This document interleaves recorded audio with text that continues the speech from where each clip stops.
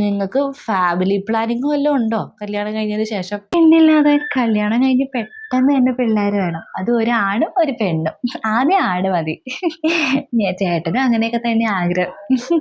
ആഹാ, ഇതോടെ എനിക്ക് മനസ്സിലായി നീ അല്ല അസല് സ്വപ്നജീവി തന്നെ.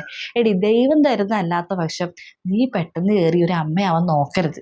എന്ന് വെച്ചാൽ നീ നിന്റെ ഭർത്താവ് കൂടെ സ്വസ്ഥമായിട്ട് കുറച്ച് കാലം ഒരുമിച്ച് ജീവിക്കണം, എന്നാലും നിങ്ങൾ തമ്മിലൊരു ബോണ്ടൊക്കെ ഉണ്ടാവുള്ളൂ. നിനക്കറിയാലോ, കല്യാണം കഴിഞ്ഞ് 2-ാം മാസം ഞാൻ ഗർഭിണിയായി.